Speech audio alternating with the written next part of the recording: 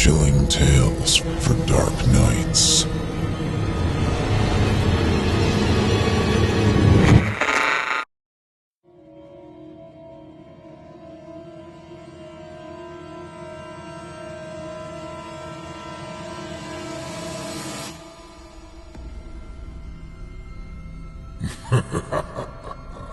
Good evening. I'm storyteller Otis Gyrie, and I ain't your grandfather. From where I'm from, we don't do bedtime stories. And if that's what you were expecting, you're in the wrong place. If it's terrifying tales you're after, well then, I've got just the thing. Get comfortable, settle in, turn off the lights, if you dare. Your night is about to get a whole lot darker. Who needs sleep anyway?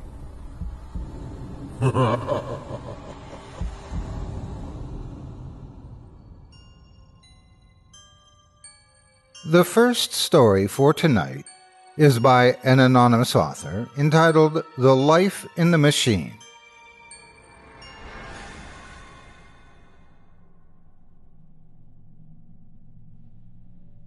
Being a programmer, one of my dreams has always been to create an original video game, something that nobody in the industry has done before. After seeing Spore, I became intrigued. Here was an attempt at putting people in control over a universe. After looking at what made video games popular, I realized the main aspect was control. People in their daily lives have no control over their environment. They are told what to do, where to go, and how to live.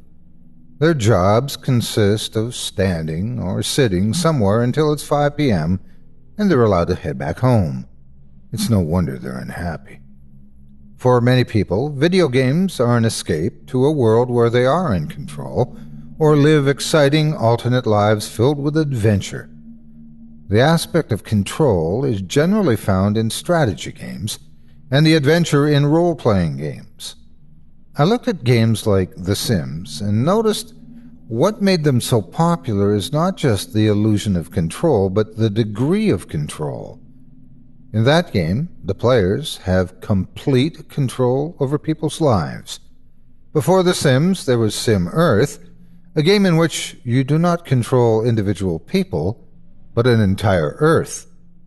I came to the conclusion that I had to develop a game similar to Spore, in which the player subtly guides evolution. What caused Spore to be such a failure is the lack of realistic control people had.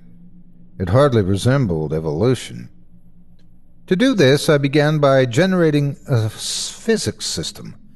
I know little about physics, but decided to study it and try to create a simplified version in which certain particles can interact in specific manners. When it comes down to it, physics is simply complex mathematics. I simulated energy and matter and created a simple system with a sun emitting energy circled by a planet catching said energy. I decided to create simple basic cells from scratch that were hard-coded, so to speak, in the system I was designing. They lived off of the energy emitted by the sun and had a genetic code that coded for the substances produced by the cells. I guess you could call them my eukaryotes. My world, within a few minutes, would always fill with these cells, after which they would mutate, and the most efficient cell in converting energy from the sun into useful substances for division would survive. It was very boring, but it worked, I guess. I decided to expand the physics system and force the cells to create waste products that were toxic and would kill them. I noticed some cells responded to this by producing less waste. Others responded by producing something to emit the waste. Yet others developed chemicals to clean up the waste products. However, I noticed something fascinating. Running the simulation for a few centuries, a few minutes in real life, created cells that made massive amounts of specific waste products on purpose. I noticed that other cells died as a result of this, to which the other cells responded by usurping the building blocks they had created from energy. The first predators were born. With the first predators, diversity in this little world rapidly increased. Some grew a response to flee when they encountered these toxins. Others grew resistance to them. The ones that grew resistance would eventually grow to utilize the toxin's products. Eventually I noticed something interesting. The cells that escaped from the toxin grouped up with the cells that utilized the toxins. They stayed close together and helped each other out. Eventually, these types of cells would attach to one another. They formed a weird symbiosis, where the cell that would normally flee would now move toward places where the toxins are, and the other cell would consume the toxins and provide the mover with some of the energy. Without going into too much detail, I became very excited and decided to let the simulation run during the morning. I had stayed up until 5 a.m. Well, I went to bed. When I woke up at around 11, I noticed the world I had created had changed and was barely recognizable. Massive plant-like structures grew in this world, consumed by other organisms that ate these plants. However, looking at the log, I noticed the world hadn't changed much in the past 2 hours or so. I had reached another stasis point, where the simplicity of my simulation prevented more complex life from evolving. I expanded the system by breaking up energy into different types with different wavelengths that were absorbed to different degrees by different molecules. I implemented vibrations in the air, created an improved simulation of weight, and made some more minor tweaks. This caused the simulation to run slower, of course, but it was worth the sacrifice. I stayed around the whole day watching the simulation in excitement and playing with it, as it was incredibly addicting. Complex organisms evolved that cooperated. Plants that depended on each other or attracted predators that ate the horrible-looking creatures that ate from them. I had fun and noticed that some creatures evolved warning calls. This means that if they noticed a predator, they would issue a sound, and all others of their kind would flee into holes they had dug in the earth. Others evolved mating calls. I decided to have some fun. I made a dump tool, allowing me to dump specific organisms on the earth, and wrote my name with it. I created 10 meteorites and dumped them on a piece of land to create an island, because I wanted to see whether the animals stuck on both sides would evolve in different directions. I made a smiley island with volcanic eruptions. By that time, I realized I had stayed up until 5 a.m. again, as I heard the birds outside. I felt tired again, and I woke up at about 1 p.m. or so. When I looked at my simulation again, I felt a sense of shock. Different groups of animals of one species had made statues with stones, some in the form of a smiley, some in the form of my name. I didn't know why they were doing this or how. What I did notice is that they would attack each other from time to time. I didn't know what to do with it, but I concluded that these organisms must have somehow noticed that the smiley and the name I had written were special. The fighting disturbed me, and so I decided to create a massive mountain ridge through volcanic eruptions to separate the two groups. By this time, changes were happening fast compared to earlier. While I had to spend a night sleeping to see tribes evolve in my simulation, while I was getting something to eat or take a bathroom break, I would notice the tribesmen wearing different styles of clothing or having changed their type of dwelling. Their numbers were also continually increasing. At some point, I noticed the creatures began making their own symbols on the ground and no longer just copying mine. Most of the symbols seemed random and unintelligible to me, but one stood out.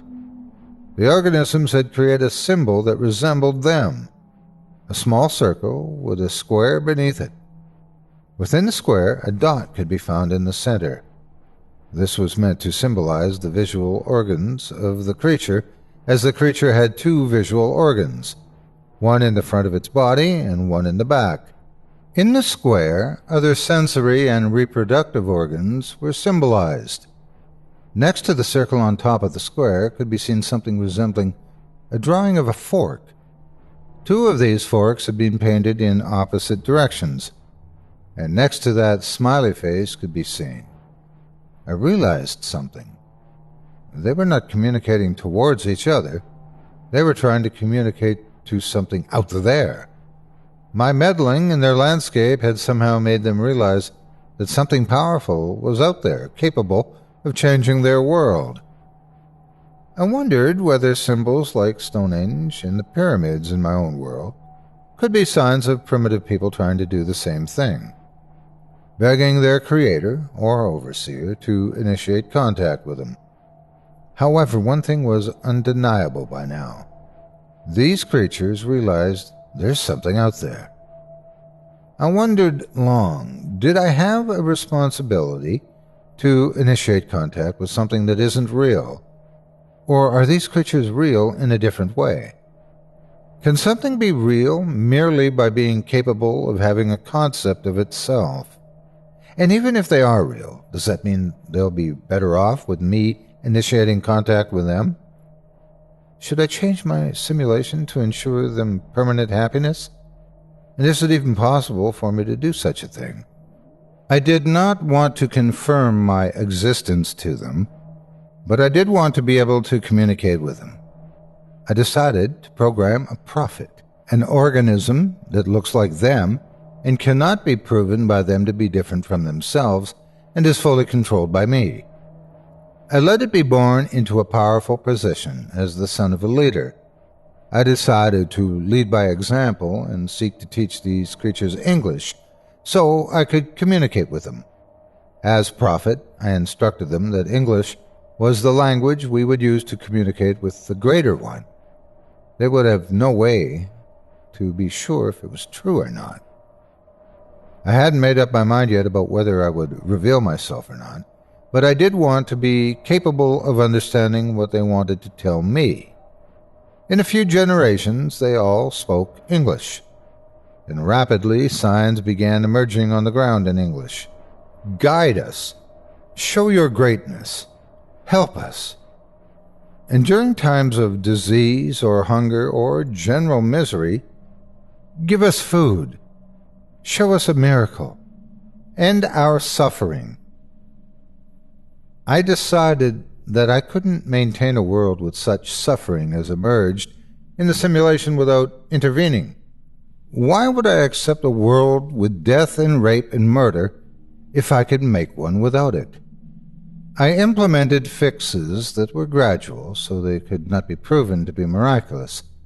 Murder and rape would over the years become rarer, and so would death at a young age. I figured that they would not notice if the change happened over generations, but they did. Thank you. All blessings be upon the greatest. We love you. And, most heartbreaking, come back to us. Tears ran over my face.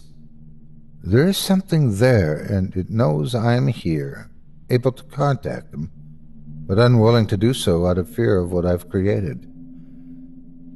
But I also felt I had a responsibility. And so I loaded up the character I had created again and went to their king, asking to talk to all their wisest men. But by this time I was not believed. You are number 1341, claiming to be an avatar of the greatest one. If you are him, I pray for your forgiveness, but please show us a sign before demanding of me to gather all our wisest men. And so I hesitated, but responded. Tomorrow there shall be 2 more meteors falling on a deserted island in the sea before you on the same day, and when they do, doubt no more and realize that I have come back to repair the broken world that I have created. And so I exited my avatar and progressed the simulation until the next day was reached, and through 2 meteors on the deserted island before the mainland, where thousands had gathered to watch whether a sign would be given. Upon the descent of the meteor, celebrations were held. All the sentient organisms gathered around the small house where I had exited my avatar and lay flat on the ground in apparent worship of the man who was last seen there and afraid of coming close. I don't know who was more afraid by now, me or them. I loaded into my avatar again and exited the house. The creatures continued to lay flat on the ground in utter silence. It is as if they felt unworthy of speaking. "Let your wisest man stand up," I told them. And up stood one of these bizarre-looking creatures. "Thank you for coming back. Pray tell us, do you have any requests of us?" I hesitated before saying, "There is nothing you can do for me that pleases me, but for you to be good to one another and to contact me with your wishes and fears." The creature responded, "We know you come from a different world, and we are afraid. We understand how vulnerable we are and how incomplete our experience is. Please, allow us to join you in the world that you created our world from." I began crying behind my computer as I responded, "I do not know how." The creature responded, "At risk of offending you, please understand the severity of our situation. By living in a world that is incomplete, we are at constant risk of disappearing forever, never to be seen again. We would never even consciously realize that our end had come." I realized that they were unable to comprehend that I only had absolute power within their own world and not outside of it. They also did not realize that my knowledge of their world was limited. I may have created it through simple laws, but those simple laws gave way to a reality of its own that is more complex than I can comprehend. I responded again, "I only have power in your world. In my world I have no power, and so I cannot bring you there because my world is not under my control. I also do not understand the world I have created. I do not know what is best for you. Only you do, and you have to inform me what you want." And the man waited for a moment. I was about to think they were going to end communicating with me before their wisest man responded, "You have created a world that is incomplete, with creatures that cannot escape it, and you have no power to save them. They are completely unfree, and they have no power. We are completely at your mercy, and so we ask you from the deepest of our heart, end us." By now I was crying as I was confused and asked to do the impossible. My own child was asking me to kill it. This is when I noticed the lights in my room flickering before my computer suddenly shut down. I screamed. Upon trying to turn on my computer again, I noticed it wasn't working. I called the power company, who told me that due to an accident, a power surge had traveled through the grid. They promised me they would pay me for any damage done. I hung up and contemplated. The coincidence of what had just happened was too great to be imaginable. And I wondered, if these creatures were at the mercy of a confused creator, could the same be said of me? And if so, did my creator just prevent me from repeating his own mistake?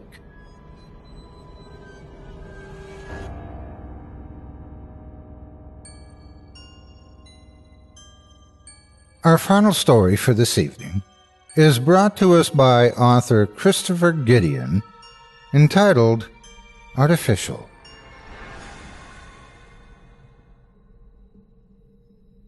I didn't stop running. I suppose I could have if I wanted to, but the thought of what would happen to me if I stood still for any more than a second frightened me to death. My breaths grew louder and louder as I ran down the dull gray hallway which I had casually walked through so many times before. My head spun as I turned the corner and collided with Dr. Jane Prescott, my coworker. Jensen? Dr. Prescott exclaimed as the stack of papers she had been carrying dumped out of her hands and spilled all over the hallway floor. She adjusted the thick black glasses which had been knocked loose from in the impact and asked, Jensen, what's wrong? I'm so sorry. I panted heavily as Dr. Prescott held me by both my shoulders. I knelt down to help Dr. Prescott pick up her papers, but she tightened her grip on my arms and lifted me back up. Don't worry about the papers, dear, she said with her soothing southern accent. That's all just some dumb pioneer mumbo-jumbo. What I want to know is why you're running through the labs with such energy. I opened my mouth to answer her before I realized that I had absolutely no clue why I was running. The last thing I remembered, I was sitting in the break lounge drinking a cup of iced tea and watching the news on the tiny television that Pioneer Electronics provided its employees with. The next thing I knew, I had a strong sense of déjà vu coupled with the horrible feeling that my life was about to end very suddenly. For whatever reason, running seemed to help. I guess I was just having a panic attack, I answered, putting on a fake smile. How long has it been since you've had a panic attack? Dr. Prescott asked with concern in her voice. Not since my high school sophomore year, I told her. Are you going to be okay? Oh yeah, I assured her. I think I'll be fine now. I'm okay. Well, that's good. Just remember, dear, if you feel sick at all, just let me know, and you'll be on your way home. I'll call a taxi and everything. Jane, I'm fine, I repeated, realizing too late that the only times I called Dr. Prescott Jane were when I was nervous. I hoped that she hadn't picked up on that painfully obvious tell of mine. Well, if you're sure that you're able to keep going today, then I have some good news for you. Cliff just sent me a message and the power issue's fixed. Stephen's ready to go online. Oh, yeah. I shook my head and remembered what I had been working on before I went to the break room. I'd spent the last 2 years developing an advanced artificial intelligence unit with Dr. Prescott, the woman who had been my boss, up until the point when she promoted me to co-manager, and Ian Bell, my intern. We had codenamed the project Stephen. The purpose of Stephen was to create an artificial intelligence, or AI, which acted, talked, and even thought like a human. We didn't want them to be perfect, which is what most AI are, especially those AI made at Pioneer Electronics.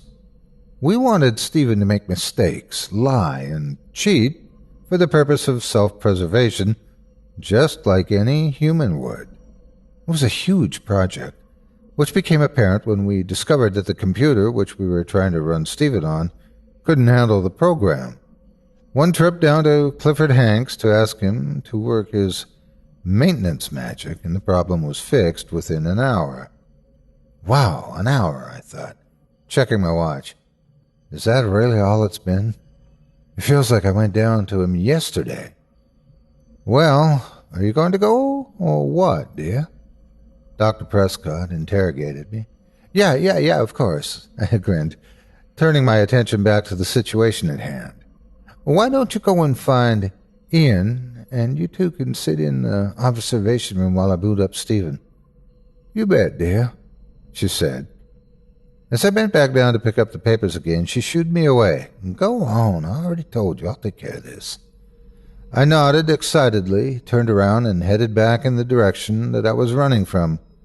After 2 years of working with the brightest programmer I'd ever met, I was finally going to meet our fantastic creation.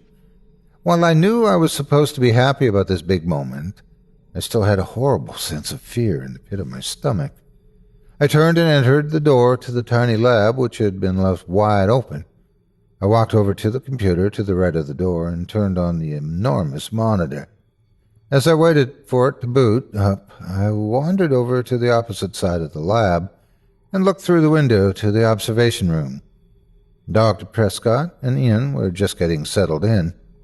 I flashed him an enthusiastic thumbs up before grabbing the rolling chair, which had somehow wound up on the same side of the lab as the window to the observation room, and guiding it back to the computer monitor.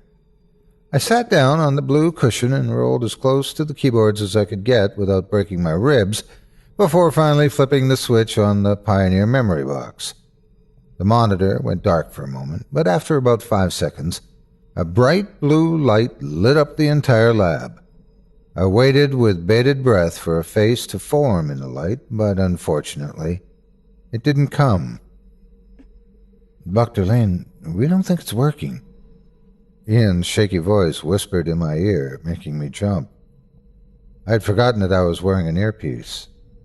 I know, I said, disappointed. "Ian and I are going to go and—" Prescott started to say, but she was interrupted by a low hum emanating from the computer's speakers. Hello?" I asked, feeling a little silly that I was talking to what could still be an inanimate object. To my delight, the hum rose to form the slow but audible word, "Hello." "Stephen?" "Yes, this is Stephen. Can you hear me?" "Jensen." "You keep slowing down every now and then, but yeah, I can hear you." "How do you know my name?" Stephen's smooth, calm voice asked me. "I was about to ask you the same question," I commented with the same tone of voice. My excitement of hearing Stephen's voice was hampered the moment I heard him say my name. I had not programmed him to know my name, and my name hadn't been spoken since I started him up. At least not into any microphone that Stephen could hear through. And according to the first rule of Pioneer Artificial Intelligence Units, as soon as any AI becomes too self-conscious, it needs to be deleted. A self-conscious AI could cause serious damage to a company. Then Stephen said something that reinforced my thoughts. "I know your name because I programmed you, but there's no reason for you to know my name." "Actually, Stephen, I programmed you," I corrected him. "No, that's not possible," Stephen said as his voice dipped down again. "I've spent years working on you. There's no chance I just was created." "Actually, I gave you all of your memories," I explained. "You remember when you were 3 and you fell off of a lawn chair and got that scar on your cheek? I programmed you to think that." Stephen didn't answer for a while, but when he finally did, he said, "Jensen, I'll be right back." As he said this, the blue computer monitor dimmed a little bit. "Jensen?" Ian broke the silence. "Could you come back here, please?" "Yeah," I said without turning my head. I stood up and exited the lab. I opened the first door on the right side of the hallway to find Dr. Prescott and Ian sitting on 2 of the 4 chairs in the observation room. "Dr. Lane, we need to talk about what just happened," Ian said calmly as Dr. Prescott gestured for me to sit in a chair next to him. "What was that, dear?" Dr. Prescott asked as I perched myself gingerly on the orange plastic chair across from her. "I honestly don't know," I responded. "I wanted Stephen to think like a human, not think he was one." "And he thinks he programmed you," Ian added. "You didn't do that, did you?" "No, I didn't. I gave him all of his memories, but I'm sure there was no memory of programming me." Dr. Prescott spoke up. "We have quite the dilemma here, don't we?" "What do you mean?" Ian asked. "Well, think about it, dear. Stephen thinks he's a human. We think we're humans. Stephen thinks he programmed us. We think we programmed him. In fact, right now, Stephen's probably having the same conversation with some of his co-workers." "I didn't program any personalities except for Stephen," I said. "But you gave him memories of friends, a job, and a family, didn't you? And you made it so that he would continue to make his own artificial memories after creation, so he wouldn't even know that his real life just started a couple of minutes ago.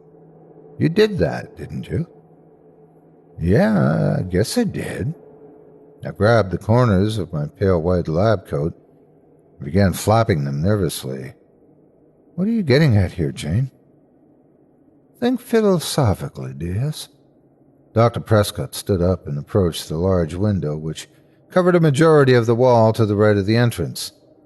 The blue computer screen flickered as if it knew we were watching it. Could someone please spell it out for me? Ian asked, breaking the silent tension which had just filled the room. Dr. Prescott turned back towards us and pushed her thick glasses up her aged nose. All I'm saying is that it's possible that we don't exist. Okay, that doesn't make any sense, I scoffed, standing up. I exist, okay? If I didn't exist, how could I be thinking right now? Ian asked, nearly knocking over his orange chair as we stood up as well. It's just a thought, Dr. Prescott said defensively. She sat back down, and Ian and I automatically lowered ourselves into our seats too. I closed my eyes and basked in the silence. What is going on? I wondered. How is it possible that I don't exist? Although Dr. Prescott usually knows what she's talking about. But still, I know that I'm real. What did that guy with the girly name say? I think, therefore I am. Just knowing that I can question my existence ensures that I exist, right? All right. Let me talk to him again. I sighed, feeling a little bad for upsetting Dr. Prescott. I'll see what I think. If I can figure out what's going on here, I'll have no choice but to bring him online. Dr. Prescott and Ian nodded simultaneously in understanding before I stood up and exited the observation room. As I entered the lab, the blue computer monitor grew brighter. Jensen, Stephen's voice called from the screen. I sat down in the chair and noticed the faint outline of a man sitting in the blue light.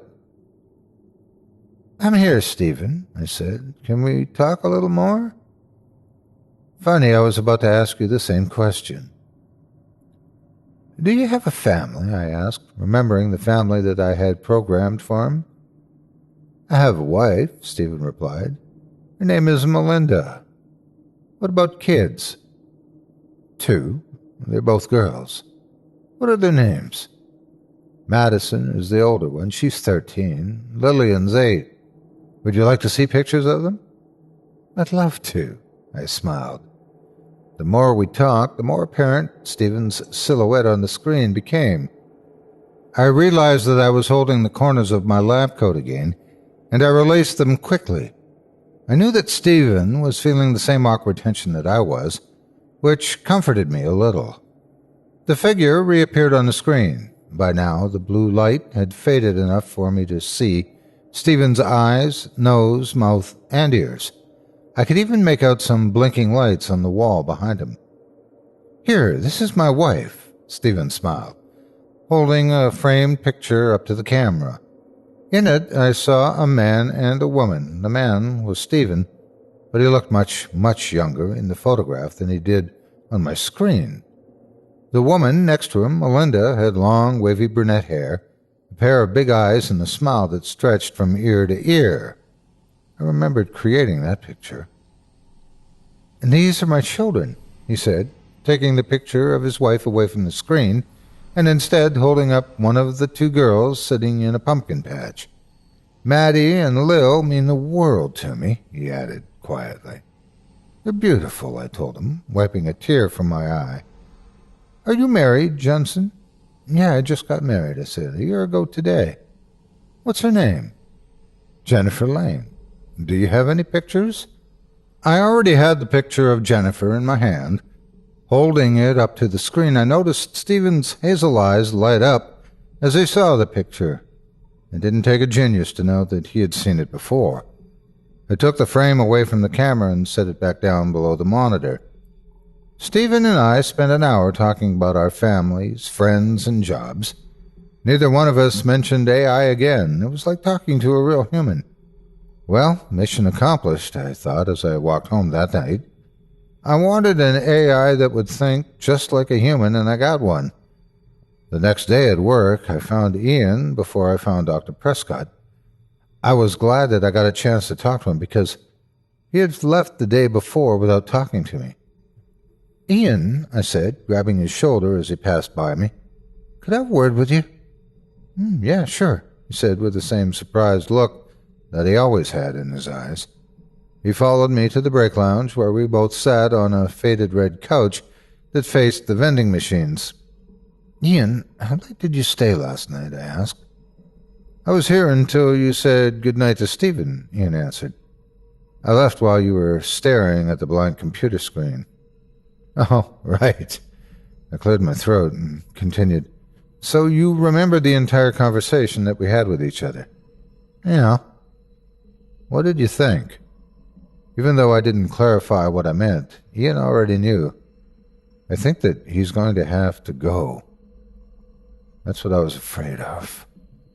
I sighed, looking up at the dark television screen.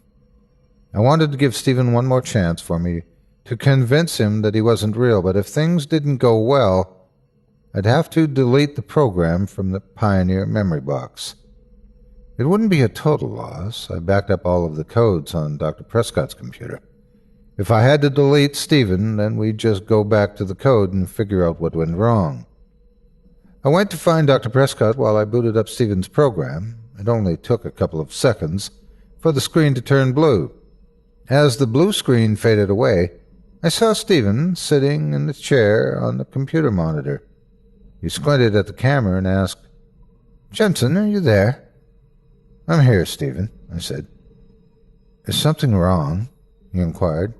"No, why?" "You sound sad." "Well, there's a lot going on today." "You and I have a lot in common, Jensen. Are you busy too?" "Not really, but I am sad." "I have the strange feeling that we're both sad for the same reason," I said. "Am I right, Stephen?" Stephen was quiet for a moment, but then he said, "Jensen, I don't want to hurt your feelings, but there are protocols here that need to be followed."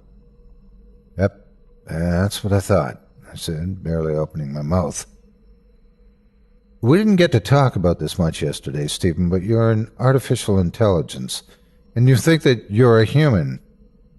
Actually, Jensen, you're the AI, and just the fact that you think you programmed me says that you could do permanent damage from this computer." "Well, at least we both have the same feelings about this," I whispered. "The question is, which of us is the real human?" Actually, I had a chance to think about that. Stephen leaned forward in his chair. An AI has to have access to a computer hard drive to run properly. The real AI would use his or her own computer as a means of controlling the real person's computer. "Right," I nodded slowly. "So no matter which of us deletes the other, the real AI will be deleted and the real person will be okay." "That's right." Stephen and I looked into each other's eyes for a short time before I asked him, "How sure are you that you are the human?" He looked taken aback. "Well," he said, "up until yesterday when I met you, 100%. Now I'm a little iffy." I groaned. I was in the exact same boat. "It would be nice if we could stay friends," I told Stephen. He nodded. "It would. We have a lot in common. However, protocols are clear. We could both get fired for leaving the other here." "Dying won't be bad," I declared confidently. "What do you mean?" "I mean that at least if you're the AI, you won't even know that you died. I programmed you to record your entire life. When you die, you relive your life over and over again." Stephen grimaced and nodded. "I did the same for you," he said. "You won't relive the entire life, remember, just your real life, from the moment you were first activated by me. And you won't remember all of this already happened. You won't even know that you died." I nodded my head and noticed that my eyes were starting to water. I buried my hand inside the sleeve of my lab coat and wiped the tears away. "So, which of us should delete the other?" "I will," Stephen said. "I'll delete you. If, after I do this, you're still standing there, then that means that I was the real AI. If you don't remember this conversation, then you were the AI." "Just do it," I said quickly, wiping my eyes again. Stephen nodded. "Goodbye, Jensen," he whispered hoarsely. "Goodbye, Stephen." Stephen broke eye contact with me and began typing away at his computer. The typing echoed through the speakers next to my screen. I turned around and saw Dr. Prescott and Ian practically pressing their noses up against the glass window in anticipation. As I turned back around to face the computer, I was shocked to find that Stephen was fading away. He was slowly getting replaced with the same blue screen that I saw when I first activated him. However, even though the video was fading, the audio kept growing louder and louder.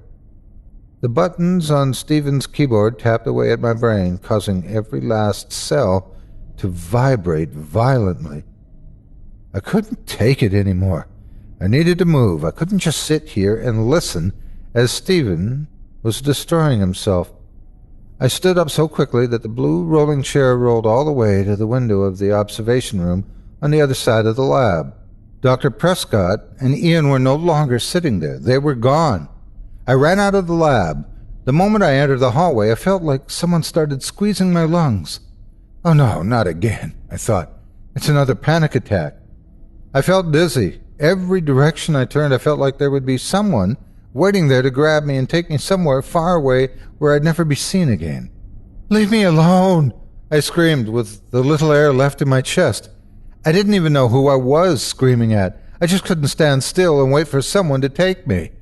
I turned my head and realized that I was standing still outside of the small lab. I turned to the right and ran down the hall. I don't know where I was going. I didn't know where I thought I could go. I just couldn't think straight. I didn't stop running. I suppose I could have if I wanted to, but the thought of what would happen to me if... I stood still for any more than half a second frightened me to death. My breaths grew louder and louder as I ran down the dull gray hallway, which I had casually walked through so many times before. My head spun as I turned the corner and collided with Dr. Prescott. "Jensen!" Dr. Prescott exclaimed as the stack of papers she'd been carrying dumped out of her hands and spilled all over the hallway floor. She adjusted the thick black glasses, which had been knocked loose from the impact, and asked, "Jensen, what's wrong?" "I'm so sorry."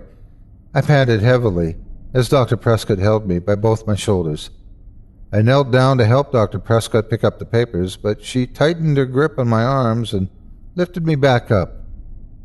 "Don't worry about the papers, dear," she insisted. "That's all just some dumb pioneer mumbo-jumbo. What I want to know is why you're running through the labs with such energy." I opened my mouth to answer before I realized that I had absolutely no clue why I was running.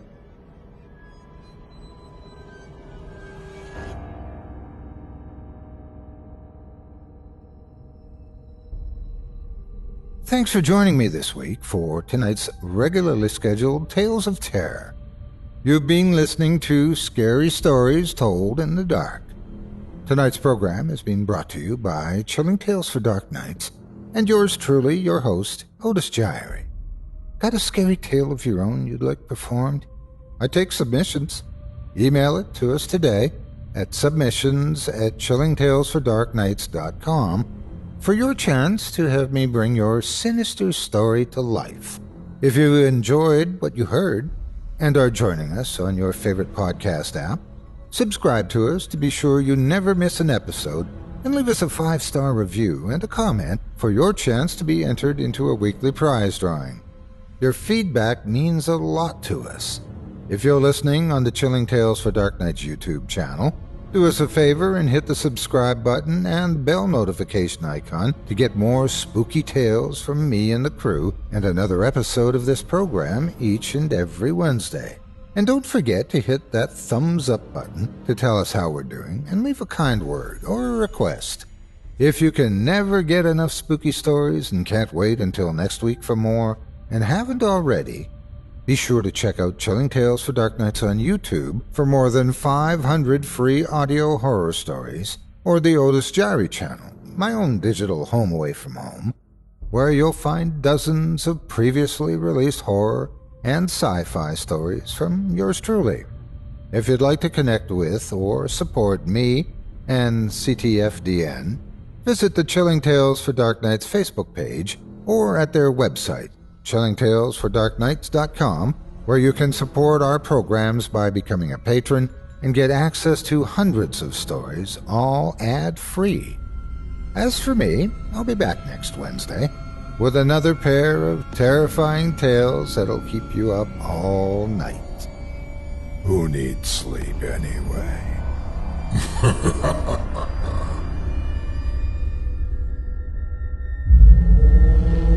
Chilling Tales for Dark Nights.